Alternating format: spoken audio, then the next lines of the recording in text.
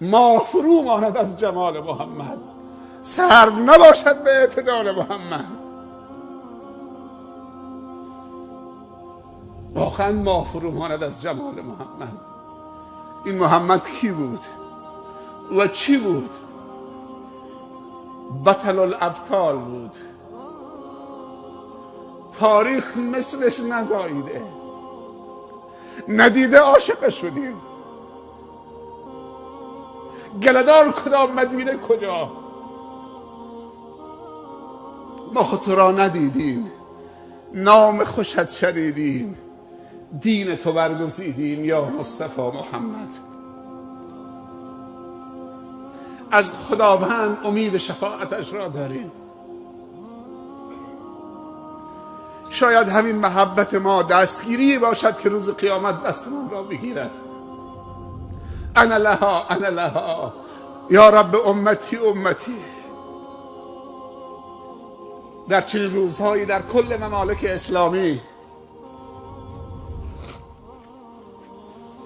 مجالسی برپا میکنن، ولی متاسفانه تو این مجالس به گیسو و شکل و قد و قامت و مو و ریش پیامبر صلی الله علیه وسلم میپردازند. این را بدانید که کمالات خلقی پیامبر تحول آفرین نبود، گرچه تحول آفرین بود، کامل ترین شخص بودن و کامل ترین شخصیت بودن. اما چیزی که تحول آفرین بود، و انک لعلی خلق عظیم، اون چیزی که خداوند تعریف و تمجید او کرده، اون اخلاق عظیم تحول عظیم آفرید. تو مراسم مولودخوانی و برزنجی میگوید رنگ چشم محمد اینطور بود صلی الله علیه و سلم، رنگ موی پیامبر اینطور بود صلی الله علیه و سلم، محمد اینطوری به دنیا آمد صلی الله علیه و سلم، بین کتفش این اندازه بود صلی الله علیه و سلم، ریشش سینه هاشو پوشنده بود صلی الله علیه و سلم، رنگ پوستش اینطوری بود صلی الله علیه و سلم. بعدم حلوایی میخورن و بلند میشن که حق پیامبر رو ادا کردیم در ماه ربیع الاول. این حق پیامبره. قبل از بعثتش مشرکین عرب، مخالفینش، معاندینش، این شخصیت رو به 5 تا صفت معرفی کرده بودن: محمد امین، محمد طاهر، محمد صادق، محمد حکیم، عاقل یعنی، محمد رحیم، مهربان. هر رهبر امت اسلامی در ممالک اسلامی این 5 تا صفت رو داشته باشه، اون پیغمبر گونه است. هر کدوم یکی از این صفت ها رو نداشته باشه، سایر صفت ها رو به هم میزنه، تحت شعاع قرار میدهد.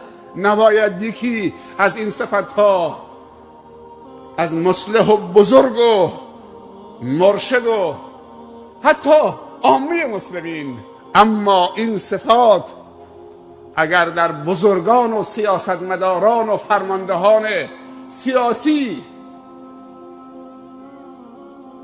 و علمی و نظامی و انتظامی و مدیریتی ممالک اسلامی باشد، هیچ قدرتی در مقابل اونها نمیتواند.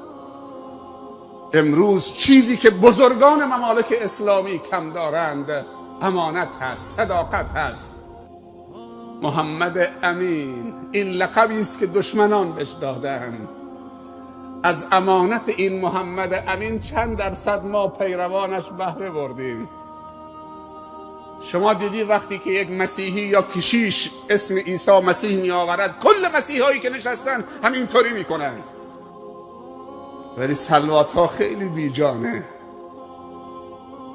البخیل من ذکرت عنده ولم یصلی علیه. اجماعا یک صلوات محمدی غرا قد بفرمایید. صلی علی محمد آل محمد و صحبه سلم. محمد امین، امشب برو خونه به خودت نمره بده، چند درصد سهم تو از امانت محمد شده صلی الله علیه و سلم؟ چند درصد تو بهره بردی از این صفت؟ صفت دوم صداقت، حلقه مفقوده رشد و توسعه و توانمندی و پیشرفت و خاتمه به خیر شدن. صداقت کجاست؟ نماز جنازه رو صداقت خوندن، دفنش کردن. از صداقت محمد صلی الله علیه وسلم چند درصد، چقدر سهم و بهره من و تو شده؟ محمد طاهر، یا محمد، چه چیزی تو را وادار کرده خدایان ما را و معتقدات ما را در جزیره العرب که از آبا و اجداد به ارث بردیم زیر سوال ببرید؟ کمبود پست و مقام دارید، تو را رئیس مکه میکنیم، ام القرای عرب. کمبود مال داری، یتیم بودی، فقیر بودی، تو رو جمع میکنیم، مال و اموال تو رو غنی ترین میکنیم. کمبود شهوت دارید، زن دارید، زیباترین و جذابترین و جوانترین و کم سن و سالترین دختران عرب را به تو میدهیم، دست از این کار بکش. درست ما جمال یوسف مثال میزنیم، اما مهر محمد چیزی دیگه هست. جمال یوسف مثال میزنیم علیه السلام، اما مهر محمد صلی الله علیه وسلم یه چیزی دیگه است. اشرف رسوله و اشرف اولوالعزم رسوله. جبرائیل هم دست ادب بسته، جای رسیده که جبرائیل نرفته. جبرائیل فقط 7 معراج از 10 تا معراج رفت، 3 تای باقی مانده تنهایی رفت به سدرة المنتهی و مقام قلم و عرش خدا به تنهایی رفت. با اون همه جمالی که داشت، جوانی که داشت، نه لب به شراب زد، نه اعتنایی به دخترای زیبای مکه کرد. و اولین زنش 25 ساله 40 ساله دوبارم بیوه شده بود. ام المؤمنین خدیجه، ام الاشراف. محمد امین، محمد صادق، محمد طاهر، یکی از سنت هایی که برای طهارت و عفت آورده ازدواجه. محمد طاهر، محمد عاقل حکیم، هیچ موقع حرف بیهوده نزد، حرف خلاف منطق نزد. 13 سال نه صحبت از نماز و روزه و زکات و حج کرد، 13 سال فقط رو فکر عرب کار کرد تا اون حس فکر کردن را درش بیدار کرد.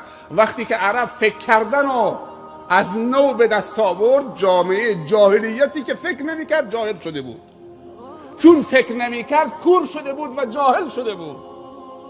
خدمتی که رسول الله صلی الله علیه و سلم به عرب کرد و جاهلیت عرب، حس فکر کردن رو در اونها 13 سال بیدار کرد. وقتی بیدار کرد و فکرمند شدن، خودش از جمع اونها رفت به کجا؟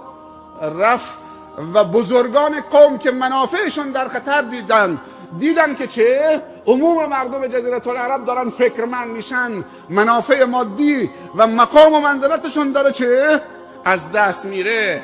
توطئه کردن، اون رفت بیرون. اما به گواهی خود ابو سفیان و هند در شب فتح مکه، وقتی که رسول الله صلی الله علیه و سلم بعد از 8 سال برگشت با 10,000 سرباز مجاهد، اطراف مکه خیمه زد و آتش روشن کرده بودند، این زن و مرد بعد از 23 سال مبارزه در بالکن خانه ایستاده بودند، با هم درد دل می‌کردند و آخرین ثانیه های پست مقامشون رو داشتن بررسی می‌کردند. یک دفعه یکیشون گفت که روزی که محمد رو از مکه خارج کردیم، دل اهل مکه هم باش رفت بیرون، دل اهل مکه هم با خودش برد به یثرب و این یک واقعیته. و دومی گفت که مرد، من میبینم که محمد از روی دیوار نمیاد، محمد از کانال دل وارد میشه. دل رو تسخیر میکنه. ولو كنت فظا غلیظ القلب لانفضوا من حولك و ما ارسلناک الا رحمة للعالمین. واقعا رحمت مهداتی بود. وقتی که مردم فکرمند کرد، خودش رفت بیرون، دنبالش راه افتادن، دویدن، دوباره باش برگشتن. 10,000 نفر ظرف 8 سال بعد از هجرت برگشتن و مکه تسلیم شد. و وقتی با همون 10,000 نفر فکرمند برگشت، قبل از وارد شدن به مکه نگفت هجوم به مکه، نه، وارد شدن به مکه گفت شمشیراتون رو تو غلاف بگذارید، کسی حق نداره دست به شمشیر ببره، از شمشیرش از غلاف بیرون بیاره نشون اینها بده. رفت خود بخون، چوبی در دستش بود میزد تو شکم بت‌ها. قل جاء الحق و زهق الباطل ان الباطل کان زهوقا. یکی بعد از دیگری سرنگون میکرد. همه جمع شده بودن زیر 2 قدمش، همشون. بعد یک جمله تاریخی به اونها گفت: یا معشر قریش ما تظنون انی فاعل بكم قالوا اخ کریم و ابن اخ کریم قال اذهبوا فانتم الطلقاء. ای معشر قریش، گمان شما درباره من چیه؟ 23 سال مبارزه کردید، گمان شما درباره من چیه؟ 21 سال. گفتن برادر بزرگوار و باگذشت و سخاوتمند و کریم و پسر برادر بزرگوار و سخاوتمند و کریم. گفت همه تون برید که آزادید. عفو عمومی اینطوری بر دلها حکومت کرد. محمد حکیم واقعا سیاستمدار بود، حکیم بود، دوراندیش بود. حتی نیامد ابو سفیان رو مسله بکنه، نیامد هند رو مسله بکنه. هند جگرخواری که جگر حمزه رو با خنجر سینه‌ش رو شکافت در غزوه احد و جگر حمزه رو به دندان گرفته و بعد پرت کرد رو زمین. نیامد انتقام از هند بگیره، نیامد انتقام از ابو سفیان بگیره، بلکه این جمله رو چون فهمید که اینطوری باید، حتی وحشی آمد اسلامش رو اعلام کرده.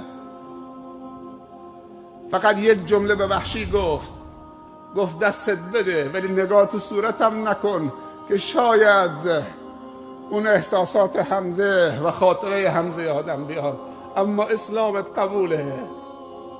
این جمله رو در 3 جمله گفت کسی که پناهنده بشه به مسجد الحرام در امانه، کسی که بره تو خونه در رو ببنده در امانه، کسی که پناهنده بشه به خانه به ابو سفیان اونم در امانه.